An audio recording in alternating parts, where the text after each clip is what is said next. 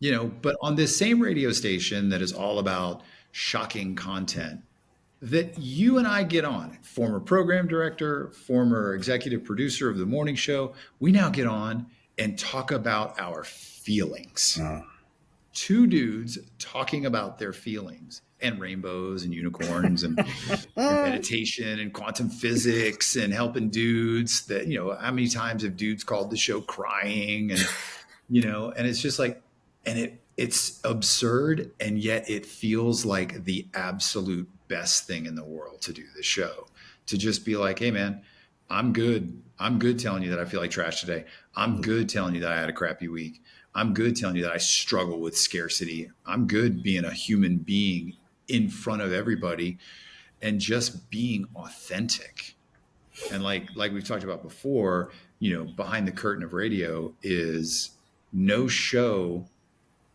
And I'm not saying this to say anything about the personalities on the bone, but radio itself is oftentimes you have to be a character and you have to play a character. It's why we have these crazy names like Spanish. It's called a role. Okay. Yeah. You play a role on the show. Yeah. You play a role on the show. It's fun and it's great. But then to come on and go, nah, man, I'm just going to be Michael Sharkey and you are going to be Anthony. And yeah, I'm going to call you Spanish and you're going to call me Shark, and that's fine. But I'm not playing a role. I'm just going to be me. And I was laughing to myself because I talk to myself out loud a lot, like probably too much. But I was just like, it's so absurd. And at the same time, it is like perfect, and it's not like, oh, our show is perfect.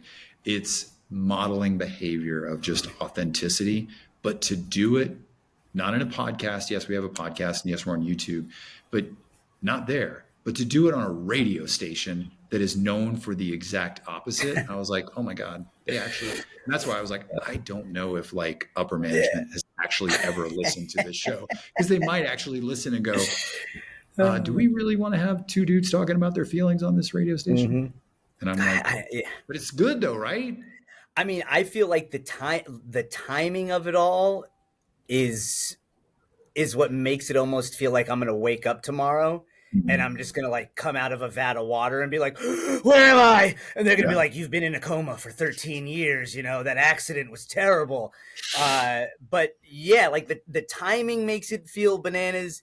And the fact that, I mean, even 2 years ago, I would say there was no way I would speak this openly about myself, just because I was terrified.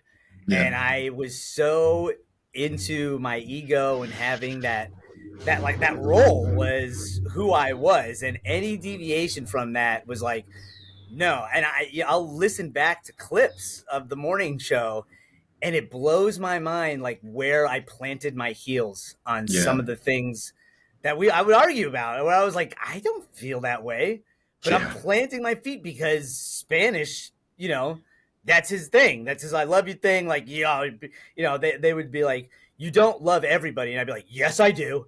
Yes, I do love everybody. And they'd be like, clearly that's impossible. And I'd be like, impossible is nothing. And now I'm like, why wouldn't I just say out loud, yeah, no, it's just like hey, how you doing?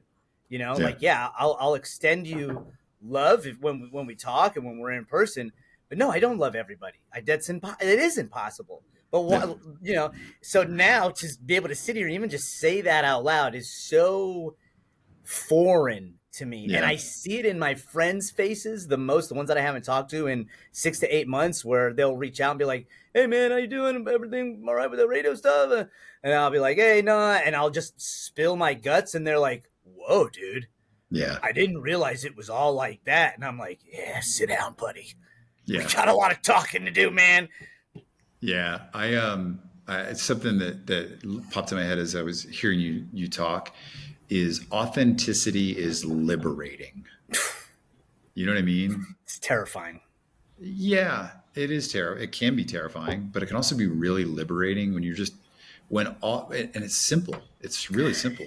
Hey, go be you. You know what I mean? Go be yourself. And and yes, that is hard, and it's terrifying, and it's absurd that we do that actually on a live radio show. Like in the present moment, we are live on the radio, and we are talking about the absurdity of doing this. But in the simplicity of it all is like, if you can just be yourself, man, things are just easier and better and more authentic. and I feel whole. Yeah. And I do sometimes think we have a bit of a skewed viewpoint on that, though, because we're lucky, in my opinion, to Mm. have friends that we can be authentic with, and Yeah. they don't immediately like kick you in the chest and be like, "You're an idiot. Get out of here. Don't be a dumbass. Yeah. Go home." Where we're like, "Oh my God, you talked to God this morning. Tell me everything." Yeah. Most I would imagine most dudes that have friends are like, "Yeah, cool. How are the Knicks doing?" And you're like, "Oh yeah, no, don't worry about my incredibly religious experience that I had where I cried for 2 hours for no reason whatsoever. I Yeah. feel fantastic in my own skin, but yes, the Knicks are great." Yes. Yeah. Well, again, it goes back to the people in your life that you can have those conversations with, and the people that you can't, and that's okay. And like you said, it's funny. I push back a little bit on, can you love everyone? I mean, in because here we are talking, our feelings.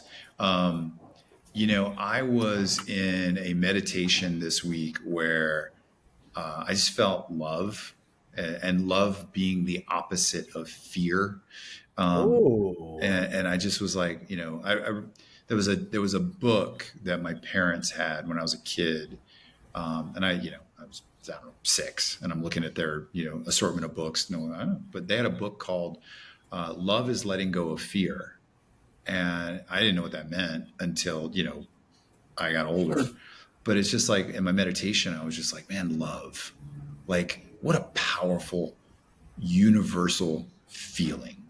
And maybe part of all this is actually loving, or having love be at the center of how we view the world, the people. I mean, all the just gnarly stuff that's happening in the world. And it's like, well, but there's probably love in there somewhere. And just feeling that. And because, as you know, big on meditation man. and just feeling things, um, and just how that entered me in a way in this meditation of just feeling like anything's possible, every relationship is possible, every outcome is possible. But yeah, I don't know. I mean, but I get what you're I like saying, that that. from an authentic perspective, I'm not going to feign affection.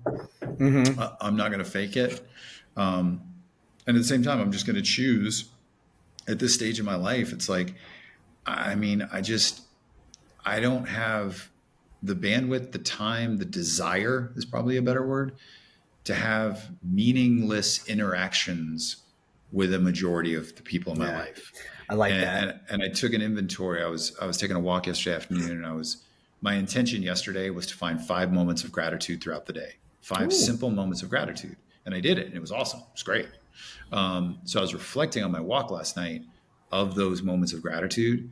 And part of it was the realization of the people, just whatever that is, the 10, 15, 20 people in my life right now, you, my friends, Kevin, the people I work with, my wife, of just, man, like I have some really good people in my life right now, like really good. All of them pass the litmus test of, I can have I can talk God, I can talk whatever with all of these people. And man, that just feels good. And taking it like, and there were times in my life where if I did the exact same inventory, it would be like 20% of the people I would feel that way. And 80% I'm like, man, you guys are just occupying real estate in my life that I don't like. And then obviously that affects you. You know what I Yeah, mean? The trickle down effect is it affects how you show up. So yeah. yeah.